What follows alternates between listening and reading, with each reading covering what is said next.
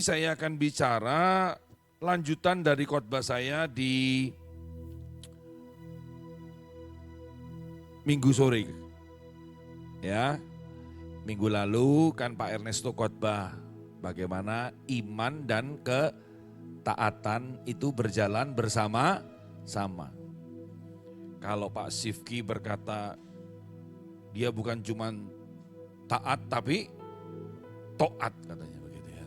Jadi sangat taat kira-kira begitu ya. Nah sorenya minggu lalu saya bicara tentang pewaris atau perintis.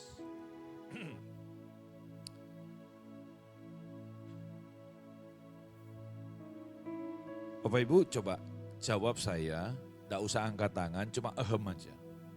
Siapa di antara Anda di tempat ini ya, yang golongan-golongan pewaris? Artinya apa? Orang yang mendapatkan privilege dari orang tua, dari kakek nenek, dari mbah kakungnya, gitu, itu mendapatkan sebuah legacy. Baik itu harta, baik itu pekerjaan, baik itu jabatan, baik itu karir. Siapa yang golongan pewaris? Oh, anak pewaris. Ya, siapa yang golongan perintis? Artinya, situ. Ojo hem situ. Kok disangka COVID KB gitu oleh zaman COVID ya. Perintis itu orang yang apa? Mulai dari nol. Bukan siapa-siapa. Istilahnya babat alas. Coba siapa yang golongan perintis? Oh, oke saudara itu. Memang nantinya satu orang bisa punya dua. Di satu sisi, satu bidang usaha dia adalah pewaris. Di bidang yang lain dia adalah perintis. Bisa seperti itu memang. Nah, katanya begini. Salah satu orang yang bahagia, yang happy adalah orang kaya katanya. Betul enggak? Orang kaya senang enggak? Enak enggak jadi orang kaya? Jawaban. Alkitab berkata bahwa uang memungkinkan semua itu, kata kitab pengkhotbah. Kebahagiaan, sukacita, ya toh? Jadi orang kaya itu enak enggak Bapak Ibu? Enak. Orang kaya itu bisa pergi kemana saja. Betul? Bisa naik apa saja. Bisa tidur di mana saja. Bisa makan apa saja. Termasuk makan siapa saja. Ya kan? Itu orang kaya saudara. Saya punya teman saudara kalau ke luar negeri itu naik pesawat. Di mana di pesawat itu dia cuma satu ruangan gitu untuk dia sendiri, terus di sebelahnya ada kasurnya. Saya kok selama hidup saya kok enggak pernah naik yang begituan ya saudara ya. Kalaupun punya duit saya enggak mau kalau begituan. Kenapa? Bisa untuk Jumat berkah saudara ya. Orang kaya itu bebas saja, bahagia katanya. Tapi menurut teman saya, dia bilang gini, yang lebih bahagia itu bukan orang kayanya sebenarnya. Tapi anaknya orang kaya. Betul enggak? Kenapa? Anaknya orang kaya enggak perlu susah-susah. Lahir ceprot langsung sugih. Enak. Dapat privilege. Tapi kan enggak semua orang punya privilege seperti itu. Sebagian besar kita lahir dari keluarga yang sederhana. Siapa di sini pernah inden lahir dari siapa? Loh kalau saya tahu saya pendeta saudara, saya mungkin milih lahir dari keluarganya Benny Hinn. Iya kan? Langsung ngetop, enak toh. Kalau saya pengusaha, taruhlah pengusaha itu di Indonesia, lahir dari Lim Sulyong. Enak. Tidak perlu saya babat alas, tinggal menikmati. Tapi katanya yang lebih berbahagia itu bukan anaknya orang kaya, tapi cucunya orang kaya. Anak orang kaya bisa dimarahin enggak sama si kaya? Oh diamui saudara. Tapi kalau sudah cucu, waduh itu saudara. Itu engkong emak yang kaya, apapun dikasih. Itu golongan apa? Pewaris. Nah sekarang kita lihat dasar firman-Nya dulu, nanti kita akan belajar bersama-sama dari kehidupan nyata dan juga dari Alkitab. Ya, tentang pewaris atau perintis. Mari lihat di Amsal 20 ayat yang ke-7. Ya, Amsal 20 ayat yang ke-7. Kita baca bersama-sama. 2, 3 orang benar. Yang apa? Orang benar yang apa? Bersih kelakuannya, berbahagialah keturunannya. Perhatikan, tidak dikatakan orang yang rajin ibadah, tidak dikatakan orang Kristen, tidak dikatakan orang yang melayani. Karena banyak orang menyebut dirinya orang Kristen, menyebut dirinya hamba Tuhan, tapi kelakuannya tidak bersih. Saya cukup ngeri hari-hari ini mendengar hal itu terjadi di mana-mana. Sehingga banyak orang, mohon maaf ya Bapak Ibu, pahit sama gereja, kecewa sama pelayanan, tidak mau lagi gereja-gerejuan, tidak mau lagi pelayanan. Akhirnya ibadahnya ibadah online. Nanti masuk surganya juga online.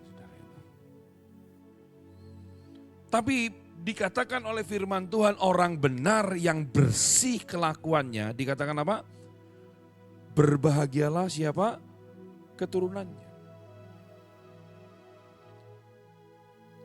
Seorang yang bernama John Maxwell berkata, success is not what you have, but what you leave behind. Yang artinya apa?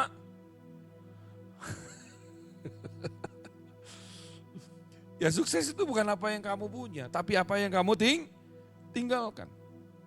Dalam Alkitab The Message, bagus sekali terjemahannya. God loyal people, living honest life. Akibatnya apa? Make it much easier for their children. Orang yang hidup benar, hidup dalam kejujuran, membuat hidup itu menjadi lebih mudah bagi siapa? Bagi anak-anaknya. Kita mengenal istilah bibit, bebet, bobot. Itu entah itu kayak jadi budaya loh, jadi culture. Di mana? Di Indonesia ini. Coba sekalipun Anda itu ganteng atau cantik, tapi papamu, mohon maaf, atau mamamu itu penjahat. Tukang kawin, cerai. Kira-kira jadi pertimbangan enggak itu? Waduh, meski kau ganteng hati-hati ku. Bapak mbok kawin cerai, mak engkongi pisan ngono. Wah buah itu kalau jatuh ndak jauh dari, wah iki ganteng kok yang ngono pisan, iki wayu kok ngono pisan, betul? Tapi kalau kita hidup benar saudara, maka kehidupan kita yang benar itu, kalau istilah sekarang anak zaman now itu ada jejak apa? Digitalnya. Iya kan? Ada jejak digitalnya. But anyway, saya ini pernah waktu iseng sih. Saya tanya sama ChatGPT tentang saya. Tidak apa-apa tuh, untuk evaluasi diri gitu loh. Pasti hari ini Anda melakukan. Ini pasti bentar lagi lu melakukan juga. Saya tanya sama ChatGPT, kan tidak direkayasa kan ya. Ini menurut ChatGPT. Apa pendapatmu tentang Pendeta Herman Santoso dari Jelas loh ya. Victory Komunitas Surabaya. Apa nasihat, saran, kritik? Tak metu saudara. Kok ya puji Tuhan. Semuanya positif saudara. Coba saya pernah jadi maling ayam. Terus ketangkep polisi. Waduh, Pendeta Herman Santoso pernah maling ayam, kecekel polisi. Atau saya nabrak orang terus mati, ngutang orang bayar. Wih, itu jejak digitalnya apa? Medeni loh. Tapi kalau kita hidup benar, kita tidak pernah takut kan? Orang mau fitnah silakan. Tapi kalau kita hidup benar, Alkitab bilang begini, kehidupan kita yang benar bukan cuma punya dampak untuk diri kita loh, tapi juga dampak kepada siapa? Anak cucu kita. Nah sekarang Anda yang sudah mendapatkan privilege sebagai pewaris, mendapatkan kehidupan yang lebih mudah daripada orang tuamu. Nah bagaimana responmu saudara? Cerita tentang kehidupan. Kalau Anda perhatikan, survei saja. Pendeta di Surabaya yang gerejanya gede-gede hari ini. Coba survei. Mereka itu perintis atau pewaris? Jawaban, perintis atau pewaris? Sebagian besar, bahkan saya kalau bilang semua itu pewaris. Engkongnya jadi pendeta, papanya jadi pendeta, dia jadi pendeta. Atau mertuanya pendeta, dia jadi pendeta, saudara. Apakah salah? Enggak, nanti kita belajar saudara, hal itu. Tapi kalau Anda mau tahu Gereja Victory, saudara, saya ini bukan pewaris, saudara. Saya ini perintis. Saya masih ingat Victory dulunya cuman 10 orang aja, saudara. 10 orang. Saya yang gitaran sendiri. Istri saya yang WL, saya yang khotbah, doa berkat pisan. Sudah tahu 10 orang itu di mana sekarang? Kauno kabeh. Memang cari orang yang setia hari ini itu susah, saudara. Orang itu sekarang seringkali punya konflik kepentingan. Selama Anda masih bermanfaat bagi orang itu, selama Anda bisa memberikan keuntungan bagi orang itu cari kamu. Betul apa enggak? Tapi kalau Anda sudah enggak lagi bermanfaat, enggak lagi menguntungkan, maka habis manis, kok diem semua ya saudara? Saya enggak curhat, ini bicara tentang realita kehidupan. Saya tulis di sini, perintis itu orang yang memulai. Ya, perintis itu orang yang berani ngambil resiko. Seorang yang punya visi. Perintis itu enggak takut gagal. Perintis itu orang yang apa? Menciptakan budaya.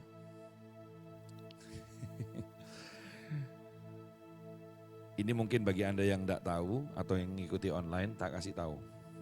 Waktu kita mulai gereja ini tahun 2016. Di minggu kedua di bulan Januari. Waktu itu ibadah 2 kali. Jam 7 sama jam 10. Selesai ibadah, Nenes sama Ani ngajak saya makan. Waktu itu Sutos masih ada. Sekarang kan tinggal kenangan. Ya kan? Saya diajak makan, terus mereka ini bertanya satu pertanyaan kepada saya. Papi kila wis enak tau uripe, ndak kurang apa-apa. Ngapain kok buka gereja? Saya ndak pernah lupa peristiwa itu. Kita makan di restoran Jepang waktu itu. Saudara, kalau saya cari kenyamanan diri saya, popularitas, fasilitas, jujur, saya enggak buka gereja.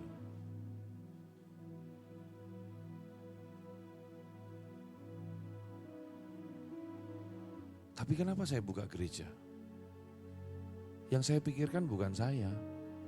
Yang saya pikirkan Bapak Ibu semua ini. Kalau dulu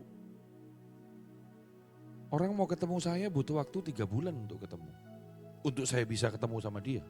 Karena apa? Jadwalnya panjang. Itu saksinya Nenes. Pastor Nenes itu sempat mau kembali ke dunia yang lama karena 3 bulan BBM saya, waktu itu zamannya BBM.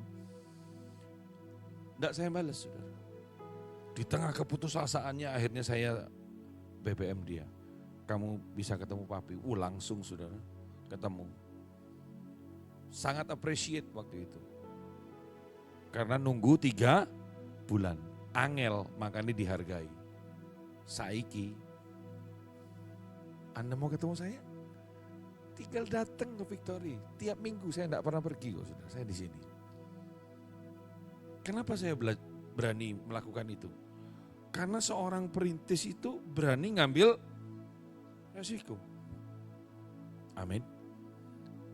Dan apa yang kita lakukan dengan gereja Victory itu menciptakan sebuah culture yang berbeda. Waktu saya pelayanan di Sarangan, biasanya kan kalau khotbah di hamba-hamba Tuhan itu habis khotbah, kalau di Tuban saya langsung pulang.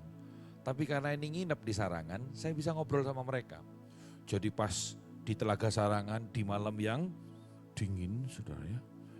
Mereka ada yang makan ronde, terus ada yang minum susu, terus saya belikan pisang goreng, wah mereka happy makan. Terus ada satu orang tanya sama saya, kenapa Pak Herman kok mau melakukan semuanya ini?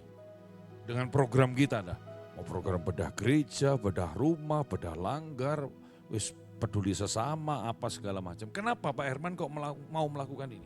Sementara gereja lain, gereja besar yang punya kemampuan finansial luar biasa, tidak mau melakukan. Jawaban saya sederhana. Saya mau melakukan semua itu karena saya pernah jadi orang melarat. Saya tahu rasanya jadi orang susah. Saya tahu rasanya waktu itu mau beli pecel yang harganya 200 rupiah waktu itu, saya tidak punya duit, saya tahu itu. Sampai mau ninggal KTP, 200 rupiah. Kalau hari ini ibu pecel itu masih ada, mungkin sak rombongi sudah tuku. Tapi saya tahu rasanya itu. Kenapa? Saya bukan pewaris. Saya seorang perintis, saudara. Dan saya bersyukur Bapak Ibu ada di tempat ini. Kita berjalan bersama-sama, kita melayani bersama-sama, kita maju bersama-sama, kita bertumbuh bersama-sama, kita berkarya bersama-sama untuk kemuliaan nama Tuhan kita. Amin. Amin. Nah, seorang pewaris itu berbeda. Pewaris itu orang yang tinggal apa? Ngelanjut no. Dia hanya perlu menjaga kestabilan. Dia bukan seorang visioner tapi seorang administrator. Dia berusaha untuk apa? Mempertahankan. Bahkan memelihara budaya yang sudah dibuat oleh sang perintis. Nah, sekarang kita lihat kelemahan dan kelebihan dari pewaris dan perintis. Ya. Perintis itu punya kelebihan mentalnya apa? Tangguh. Ini orang tahan banting, saudara. Ya, perintis itu orang yang apa? Kreatif. Saudara. Orang tanya sama saya, kok iso bikin ide Jumat berkah dari mana? Nyuntuk gereja mana? Nggak ada. Kok iso ono live musike? Ya mbo, kreatif aja. Kok iso awalnya cuma makan terus ono kopi nih, ono es campur, ono jajane, terus ono angpawe. Loh itu tambah menarik saudara itu.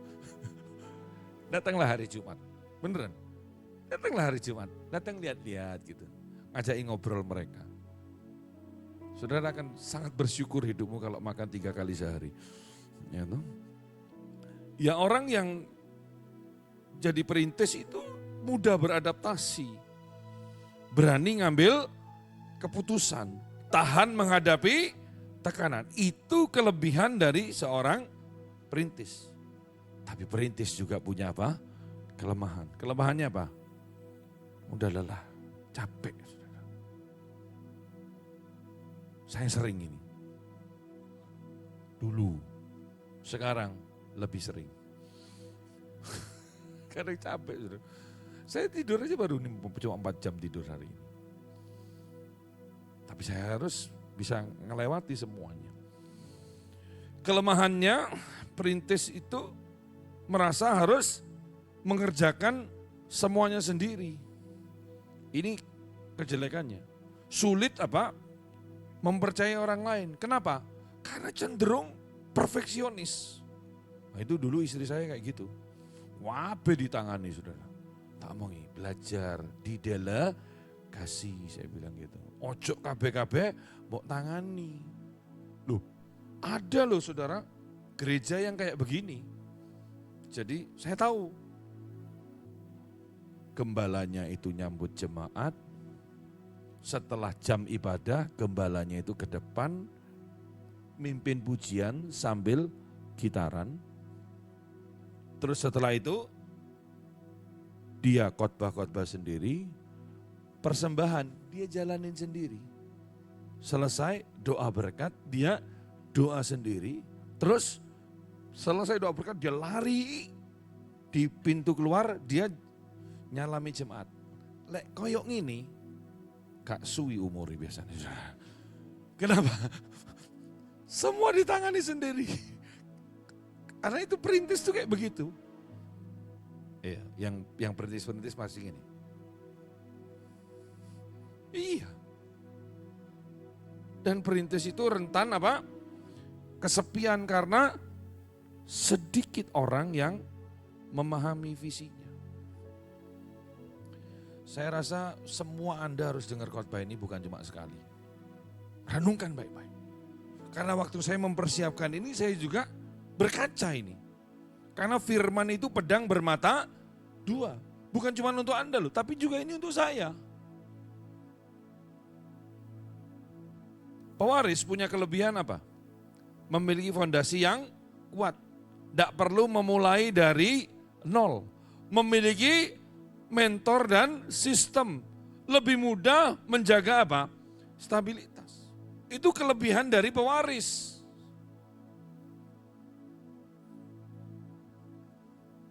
Tapi jujur ya, saya itu enggak pernah nyesel lahir dari keluarga saya yang sekarang.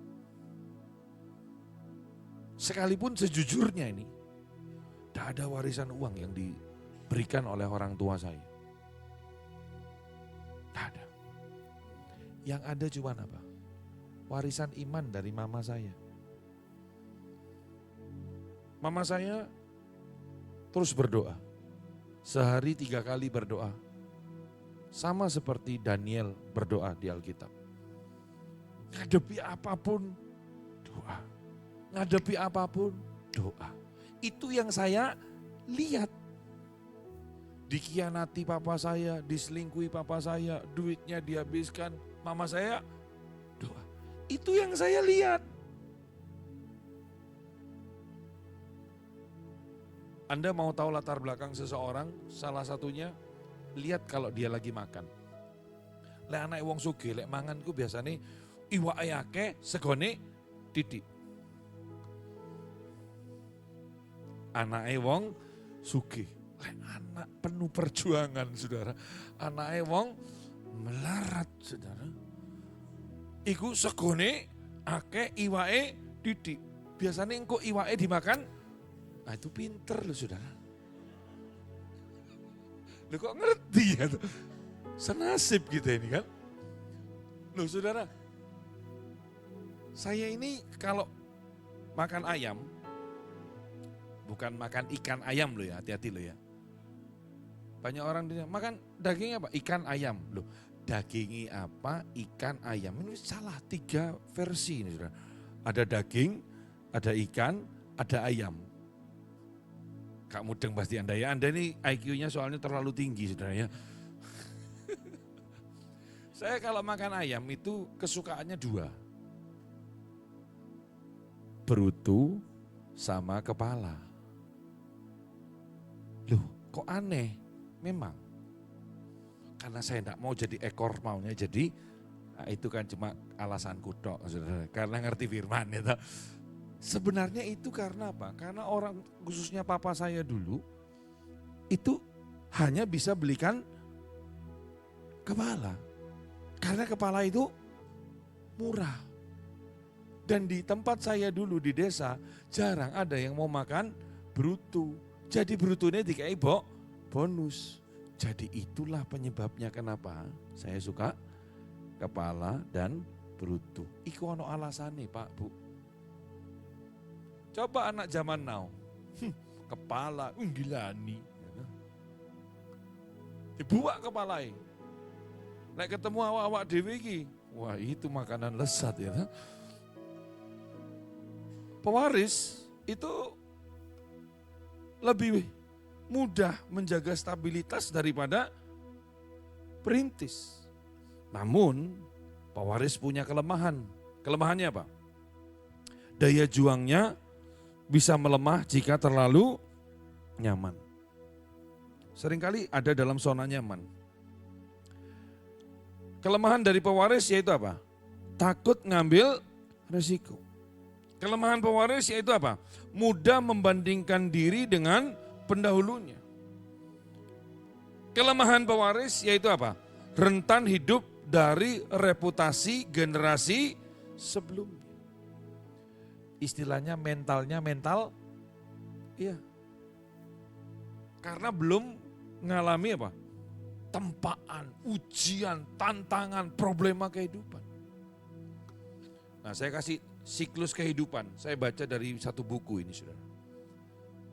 Tolong perhatikan siklus kehidupan ini. Bahwa keadaan sulit membuat orang punya pribadi yang kuat. Sekali lagi, situasi yang sulit membuat orang jadi kuat. Lihat, orang hebat itu tidak pernah dihasilkan dari kenyamanan. Semua orang hebat, Anda mau lihat di dunia nyata maupun Anda lihat di Alkitab, semua itu lahir dari apa? Pergumulan, lahir dari perjuangan, lahir dari kerja keras, lahir dengan tetesan air mata itu. Banyak lembah kelamnya. Makanya lewat kesulitan orang jadi apa? Kuat. Nah kalau orang punya pribadi yang kuat, punya karakter yang kuat, punya mental yang kuat, membuat keadaan jadi apa? Mudah.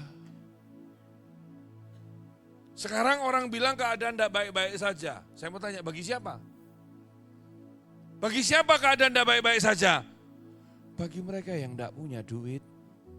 Bagi mereka yang utangnya, keadaan tidak baik-baik saja. Tapi kalau Anda punya banyak duit hari ini, saudara, tak kasih tahu, bunga bank sudah naik berkali-kali. Di sini ada rekan kita, treasury-nya BRI, ya kan? Ini bunga bank naik, orang sekarang naruh bunganya lebih naik. Apalagi Anda punya wisdom dari Tuhan, kondisi gonjang ganjing, Anda beli dolar waktu 16.000 jadi 18.000, Anda jual. Nyanyi glory, glory, haleluya, kan gitu. Kenapa? Anda kuat. Ekonomimu kuat. Keadaan jadi apa? Lemah, gampang. Tapi tak kasih tahu. Keadaan yang mudah itu sering menghasilkan pribadi yang lemah. Karena tidak pernah susah, tidak pernah melarat, tidak pernah struggle. Jadi apa? Lemah. Saudara. Kayak otot tidak pernah dilatih. Jadi apa? Lemah. Saudara. Dan keadaan yang lemah, pribadi yang lemah mengakibatkan keadaan jadi sulit. Dan ini apa? Balik lagi keadaan yang sulit, membuat pribadi yang kuat. Pribadi yang kuat membuat keadaan jadi mudah. Keadaan yang mudah membuat pribadi jadi lemah. Wah, ini muter aja, saudara.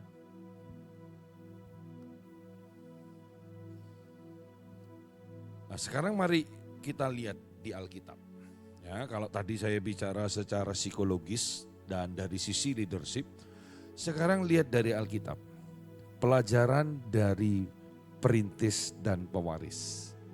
Ada beberapa contoh. Pagi ini saya akan bicara tentang Daud dan Salomo. Daud itu apa? Hah? Perintis. Salomo itu pewaris. Ya kan? Lihat Daud. Saya tulis, Daud lahir sebagai gembala. Dan dia bukan putra yang paling diperhitungkan. Ia ngalami penolakan, ia ngalami apa? Penganiayaan, ngalami peperangan dan masa pelarian sebelum jadi raja. Bahkan saya berani ngomong begini. Di Alkitab ya, yang ditulis hanya Daud yang ngalami semua. Sama-sama katakan, problem kehidupan manusia. Yang even Yesus tidak ngalami. Mungkin Anda kaget, loh kok gitu ya? Lihat ya, Daud itu ngalami apa? Semua problem kehidupan manusia. Yang even Yesus tidak alami. Kok gitu? Saya tanya.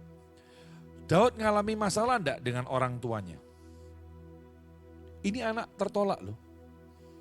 Saya pernah ceritakan kepada Bapak Ibu, Daud ini dianggap anak haram. Makanya di Mazmur 27 ayat 10 dia berkata begini, sekalipun ayahku dan ibuku menolak aku, tapi Tuhan menyambut. Ini anak tertolak. Yang nolak siapa? Orang tuanya sendiri. Punya masalah dengan orang tua? Punya masalah enggak dengan saudara-saudaranya? Oh iya, saudara-saudaranya benci sama dia. Punya masalah enggak dengan mertuanya? Sama seperti Anda kan?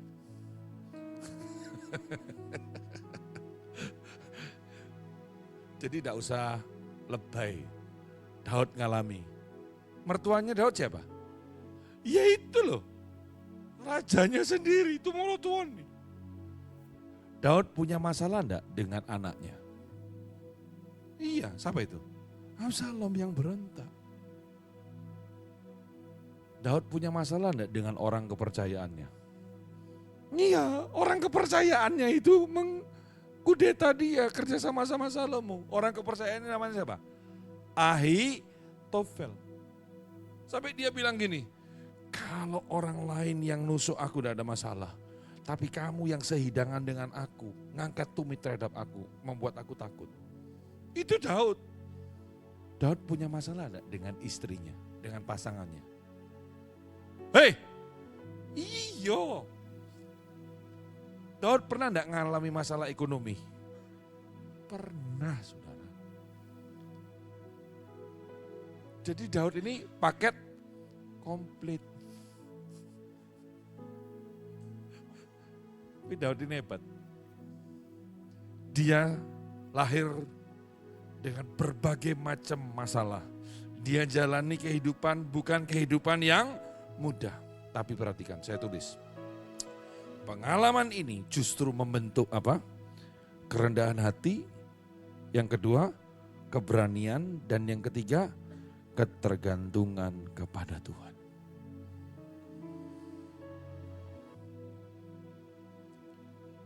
Saya pernah ngomong sama anak-anak saya. Papa ini sejak umur 17 tahun sudah tidak dibiayai sama orang tua. Jadi papa almarhum dan mama saya tidak membiayai saya sejak saya umur 17 sampai hari ini. Saya ngomong sama mereka, apa perlu papa melakukan hal yang sama untuk kalian bertiga. Tebak jawabannya? Tebak jawabannya? Semua berkata, tentu tidak.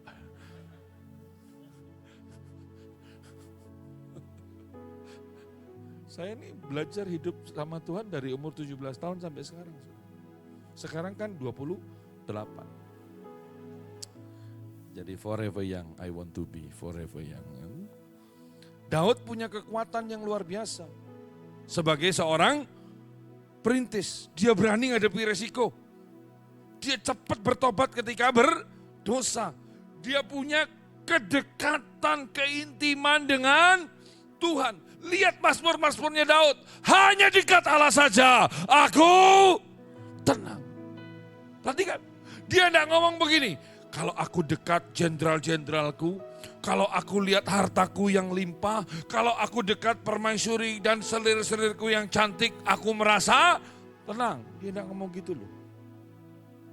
Kita seringkali kan kalau tabungan nolnya berkurang, hati gelisah. Tapi kalau nolnya banyak, hati suka cita. Betul? Kalau Anda mau punya nol banyak, pergilah ke Zimbabwe. Beli dolar Zimbabwe. Itu noli wake saudara. Karena pecahannya ada yang 1 triliun. Jadi saya bisa punya duit 50 triliun, bisa. Tapi dolar Zimbabwe. Daud berkata apa? Justru hanya dekat Allah saja aku tenang. Dia tahu orang kepercayaannya bisa meninggalkan dia. Dia tahu anaknya pun bisa meninggalkan dia. Dia tahu orang tuanya bisa nolak dia. Dia tahu istrinya bisa meninggalkan dia. Tapi dia juga tahu hanya Tuhan yang tidak pernah meninggalkan dia. Maka dia bilang, hanya dekat Allah saja aku tenang. Dari mana dia punya statement seperti itu? Dari perjalanan hidupnya dengan Tuhan, Pak, Bu. Ini orang perintis. Makanya nanti dia punya keturunan yang menggelari namanya dengan anak Daud. Itulah Yesus, sang perintis. Untuk apa? Keselamatan.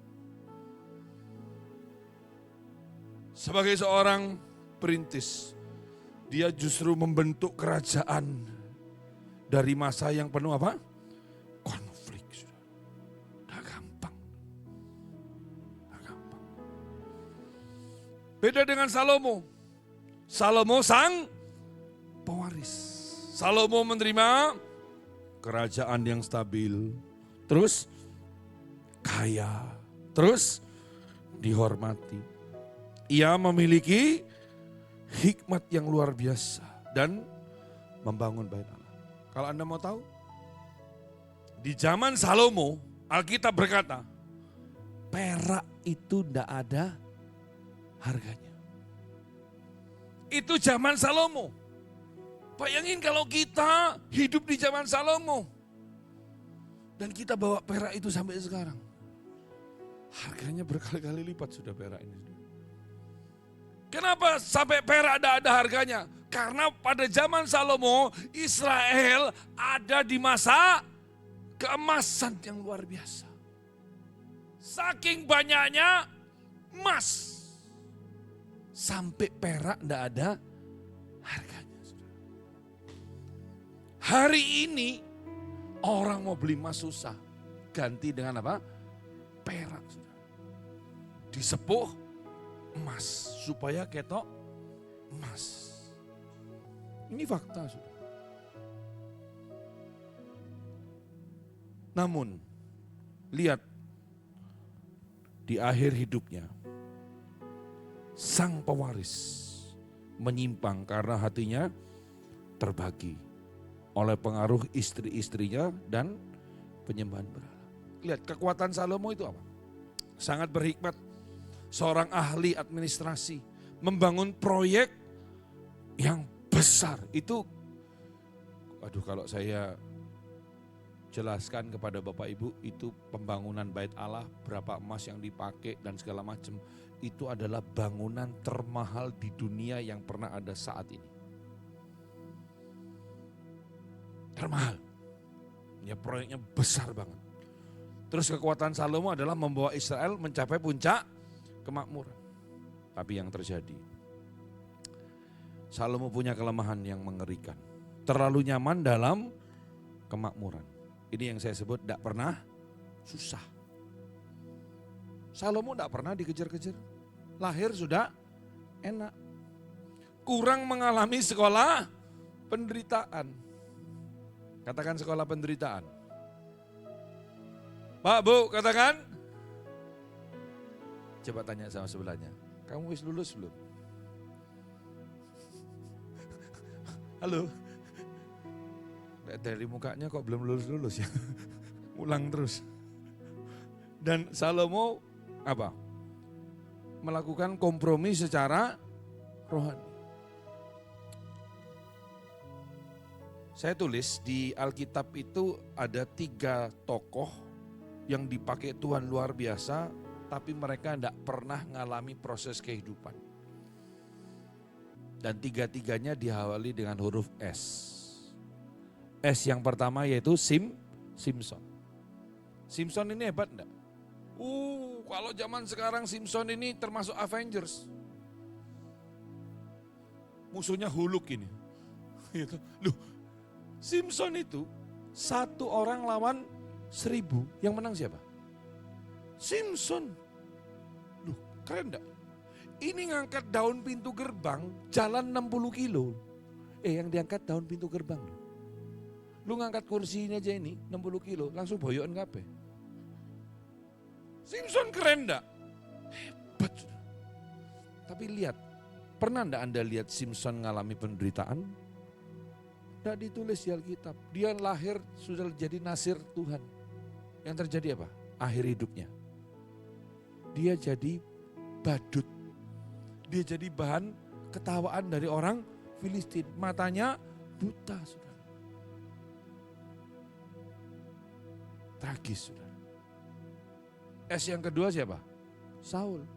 Saul beda dengan Daud kan? Dia diurapi karena orang Israel minta raja. Pernah enggak Saul mengalami proses Tuhan seperti Daud? Ada enggak sekolah penderitaannya? Enggak ditulis di Alkitab. Yang terjadi akhir hidupnya gimana? Alkitab bilang dia bunuh diri. Dan S yang ketiga siapa? Salomo. Saya pernah khotbahkan bulan lalu. Salomo di masa tuanya. Justru dia apa? Nyimpang dari jalan Tuhan. Ingat ya. Janji Tuhan, kita orang benar di masa tua makin berbuah. Di masa tua kita makin berhikmat.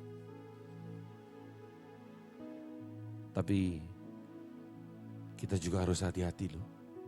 Kalau kita tidak hati-hati, di masa tua kita bisa mengalami seperti siapa?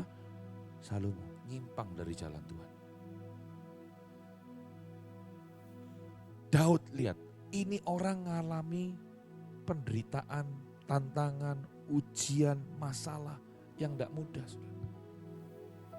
Makanya dia nulis begini, Mazmur 34 ayat yang ke-20. Mari baca bersama-sama. Mazmur 34 ayat yang ke-20. 2, 3, kemalangan orang benar. Sekali lagi, kemalangan orang benar. Coba lihat Mazmur 34 ini yang nulis siapa sih? Ayo. Mazmur 34 ayat 1 dari siapa? Dari siapa? Mazmur 34 ayat 1 dari Daud. Kapan dia nulis itu? Perhatikan, ditulis pada waktu ia pura-pura tidak waras pikirannya di depan Abimelek sehingga ia diusir lalu pergi. Lihat, saya pernah ngajar di tempat ini bahwa Daud itu kalau nulis Mazmur itu dari pengalaman kehidupan. Bukan cuma teori. Waktu dia nulis Mazmur 34, dikasih tahu keadaannya.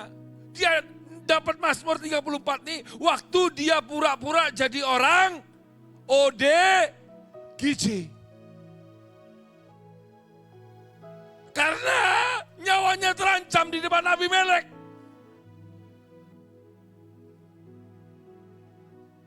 Dia ngalami tekanan yang hebat.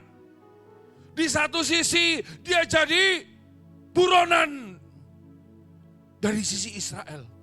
Dari sisi Filistin dianggap ancaman karena pernah membunuh Goliat. Dua sisi. Kemudian dia bilang begini, kemalangan orang benar itu banyak. Sekalipun Anda bukan dari Malang, kalau Anda orang benar, kemalanganmu banyak. Makanya sering-sering makan pia Malang. Tidak ada hubungannya sih sebenarnya. Kemalangan orang benar banyak. Banyak itu enak enggak? Kalau berkat orang benar banyak, enak. Tapi kalau kemalangan orang benar banyak, dalam nama Yesus pergi kemalangan ini. Tapi that's the fact. Ini fakta kehidupan. Daud bilang kemalangan orang benar banyak. Waktu dia nulis gitu dia ingat, gua punya masalah sama papa gua punya masalah sama saudara-saudara gua punya masalah sama mertua gua punya masalah sama istri gua. Kemalangan orang benar banyak. Gua punya masalah sama Goliat. Dia bilang kemalangan orang benar banyak. Tapi untung saudara, ayat ini tidak berhenti di sini. Koma. Kalimat selanjutnya baca bersama-sama. Tetapi apa? Tetapi apa? Tuhan. Tetapi Tuhan melepaskan dia dari apa? Melepaskan dari apa? Melepaskan dari apa? Sebagian, seperempat, atau semuanya? Jadi semua masalah yang ada dalam hidup kita hari ini, dengar baik-baik, ada masa expirednya, ada waktunya. Tuhan akan melepaskan semuanya. Amin. Amin. Kalau Anda tahu sebenarnya bela diri itu sumbernya awalnya dari kungfu. Ya, kungfu itu pelajaran dari kepala sampai kaki. Lengkap, komplit. Tapi ada orang-orang yang waktu diajar itu hanya hebatnya di tendangan. Haiksa gitu kan. Akhirnya dia spesialis tendangan. Jadilah apa? Taekwondo. Ada yang spesialis pukulan. Bah. Jadi apa? Karate. Ada yang spesialis bantingan. Jadi apa? Gak ngerti tuh Bapak Ibu. Kok cuma saya yang duniawi begini? Hah? Ya, ada orang tertentu yang dilatihnya di bidang tertentu. Tapi Daud ini dilatih apa? Kungfu. Dari kepala sampai kaki. Dilatih.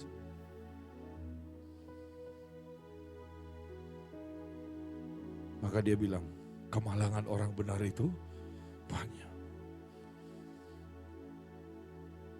Setelah saya bisa melewati semua masalah yang terjadi, saudara.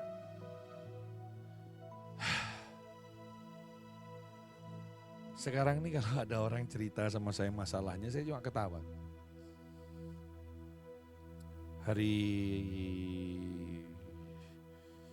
Kamis kemarin saya ketemu seorang profesor. Ketemu di bandara. Rupanya dia tahu cerita bagaimana koko saya meninggal waktu koko saya dibunuh.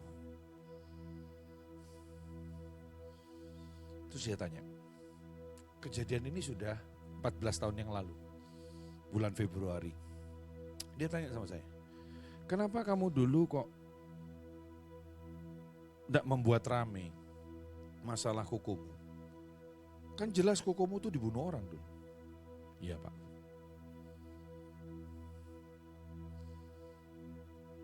Terus saya cerita sama dia. Tiba-tiba saya bisa flashback 14 tahun yang lalu sudah. Waktu peristiwa itu terjadi.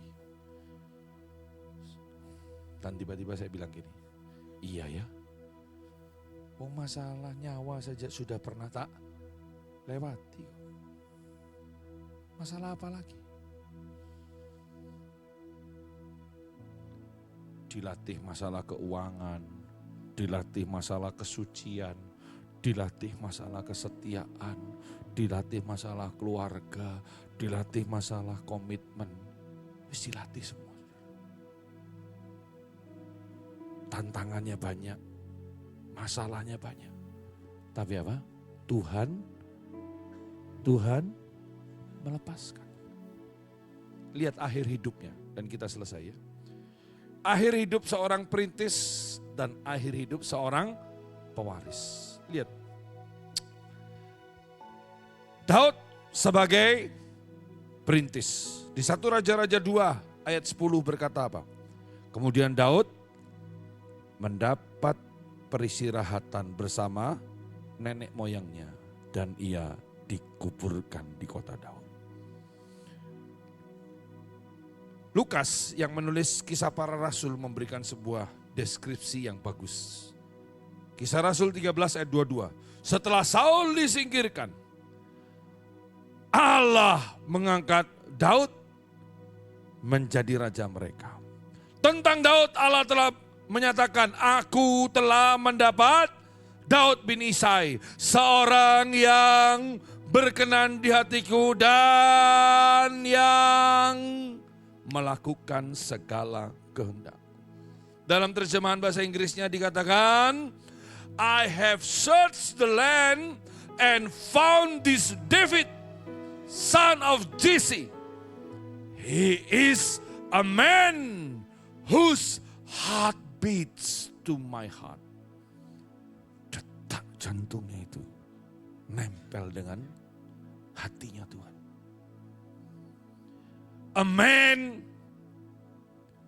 who will do what I tell him. Dalam Kisah Rasul yang lain dikatakan Daud itu melayani Tuhan dalam generasinya dia. Dia ngerintis dan sampai garis akhir. Namanya dikenang harum sampai hari ini. Yesus tidak pernah disebut anak Salomo, tapi Yesus disebut anak Daud. Padahal kalau dari segi kekayaan, Salomo lebih kaya. Tapi kenapa kok disebut anak Daud? Padahal Daud pernah gagal, pernah jatuh, pernah melakukan sebuah kesalahan. Tapi orang ini sudah mengalami sekolah penderitaan, sekolah kehidupan. Lihat sang pewaris. Di 1 Raja-Raja 11 ayat 4 dan ayat 9 sampai ayat 11. Yuk baca sama-sama, 2, 3. Sebab pada waktu Salomo sudah tua, giginya, istri-istri yang itu mencondongkan hatinya kepada Allah-Allah lain sehingga ia tidak dengan sepenuh hati berpaut kepada Tuhan Allahnya. Sebab itu, apa? Tuhan menunjukkan murkanya kepada Salomo. Sebab apa?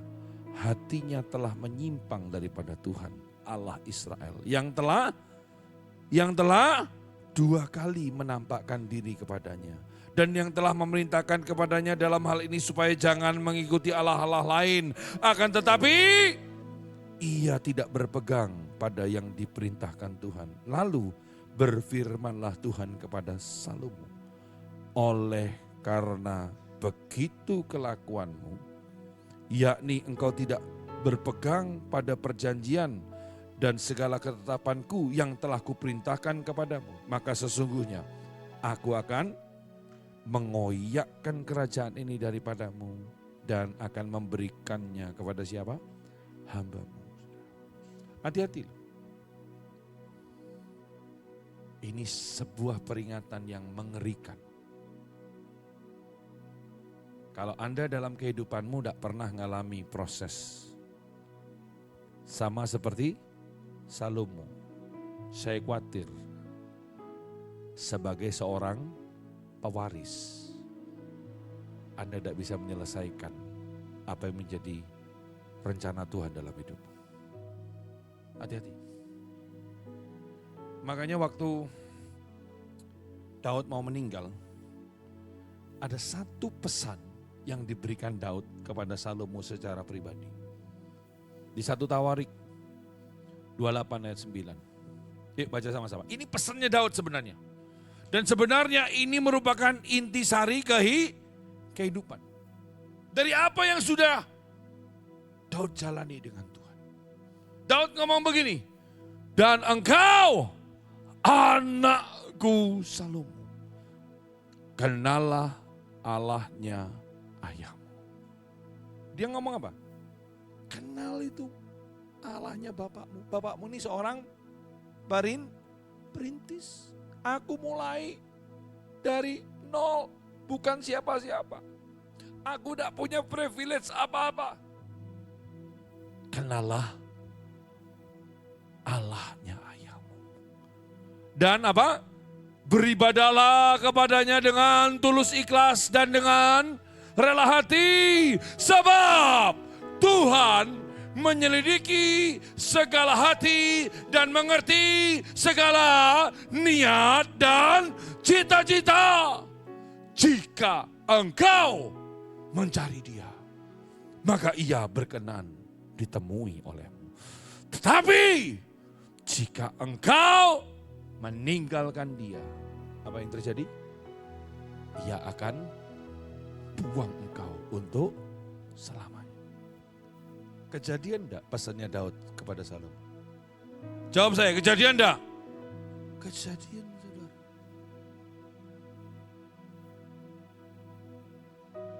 Saya ngomong hal yang sama kepada anak-anak saya. Belajar kenal Tuhan. Saya enggak ninggali warisan harta. Tapi yang saya tinggali yaitu apa? Legacy of faith. Warisan iman. Harta bisa habis, tapi iman itu jadi pegangan kehidupan. Amin. Saya menghimbau Anda, Bapak Ibu di tempat ini, atau kakek, nenek, opa, oma, mak, engkong, ngomong hal yang sama kepada anakmu. Ngomong hal yang sama kepada cucumu. Kenal Allahnya ayahmu. Kenal Allahnya opa. Karena opa bisa begini, karena Tuhan yang buat aku seperti ini. Amin. Waktu kita kenal Tuhan, Alkitab bilang, segala niat dan cita-cita bisa jadi kenyataan. Tundukkan kepala, kita berdoa.